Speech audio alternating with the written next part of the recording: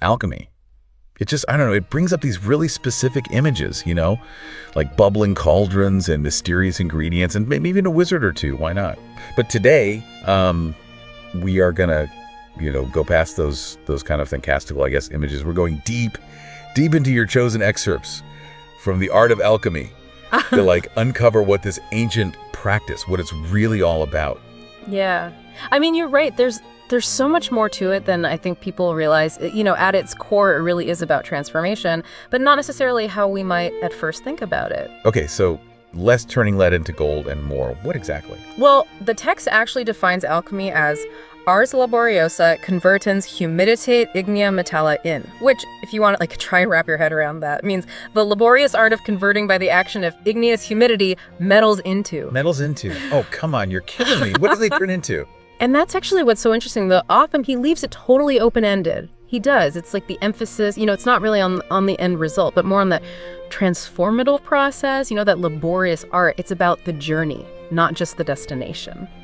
Interesting. So less about the actual physical act of changing something and more about a change in perspective, like a spiritual change maybe. Yeah, exactly. And this whole idea of alchemy being this path to transformation, well, it wasn't, limited to one culture or time period. It's everywhere, across history. Ancient Brahmins, Buddhists, medieval Christians, Arab scholars, you name it, they were into it. So it's almost like this, this shared language, right? Like a quest for knowledge, for self-improvement that kind of goes beyond where you come from, your culture, all of that. But instead of words, they use secret codes, mysterious symbols. You got it. They did.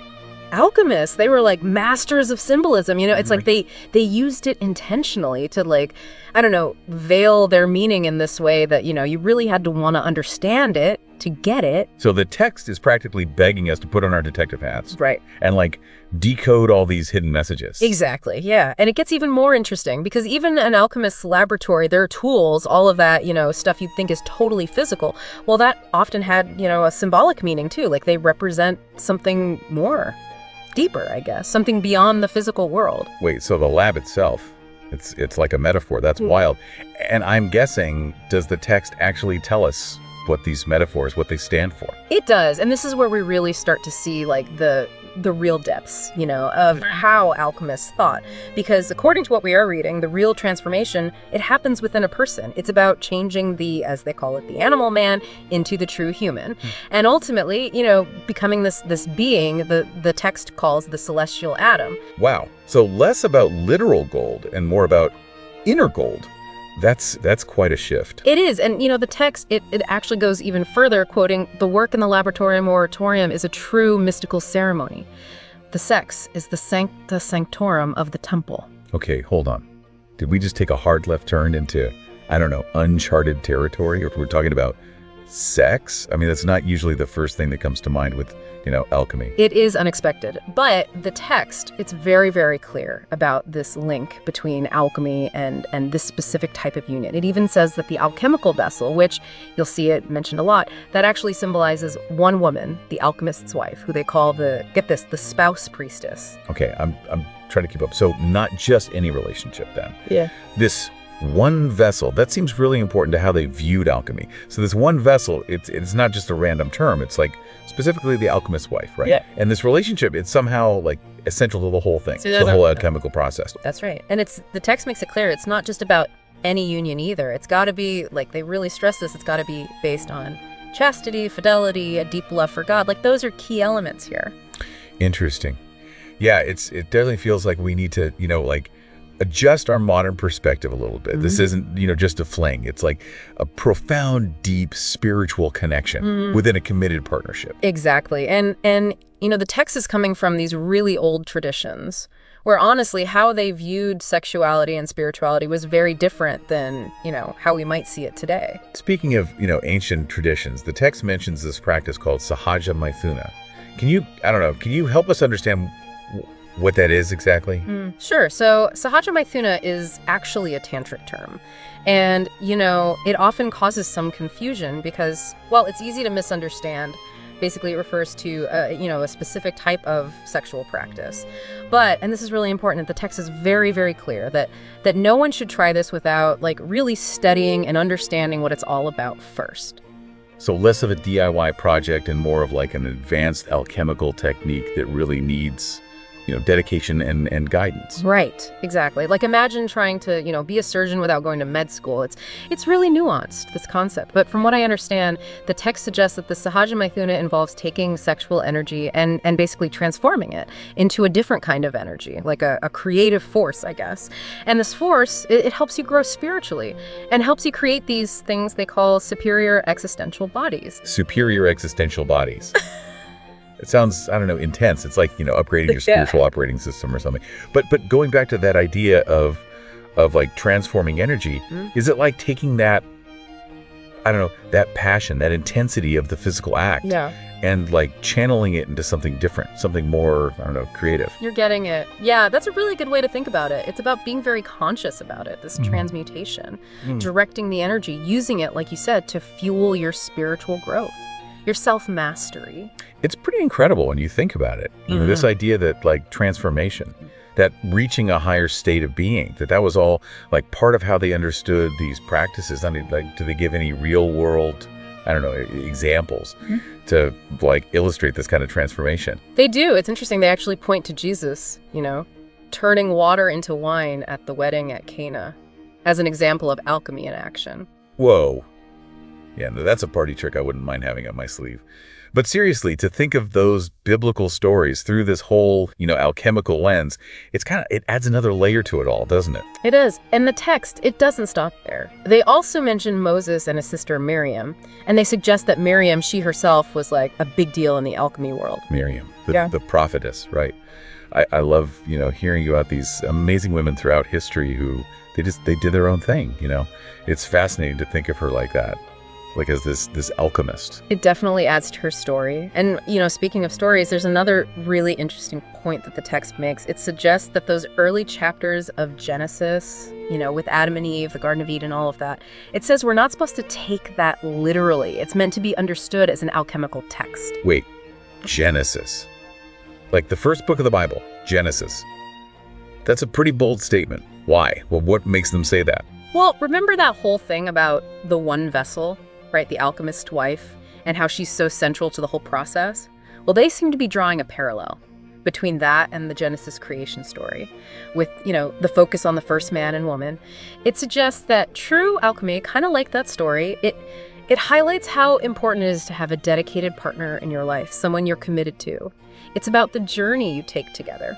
That's a cool connection. So it's not just about the, I don't know, like the act itself. It's about like a deeper level of commitment, a shared journey of growth and transformation. Exactly. And just to highlight how complex these interpretations can be, they bring up King David and, how he took Abishag. She was the young woman who took care of him when he was older. I think I remember that story. Vaguely, at least. But why bring it up here? Well, it's an interesting example because, you see, while the Bible, it does say that Abishag became David's wife in a way, it also specifically says that their relationship was chaste. So it's, the author's using it to kind of show that there are all these different layers, when you're trying to interpret these ancient practices. It's not always a clear-cut, yes or no answer. It's about, I don't know, exploring, looking at all the nuances. Yeah.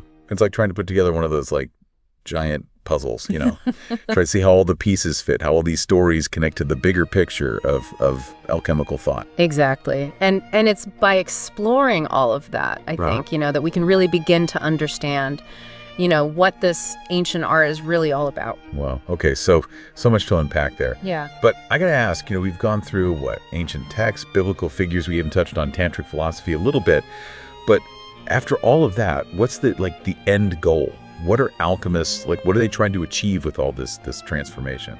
Well, it all kind of leads up to, that legendary philosopher's stone. Ah, right. So that's where the whole, turning lead into gold thing comes in. Not exactly. No, the text is pretty clear about that. It says the philosopher's stone. It's not about actual physical gold. It's something, I don't know, more significant, deeper.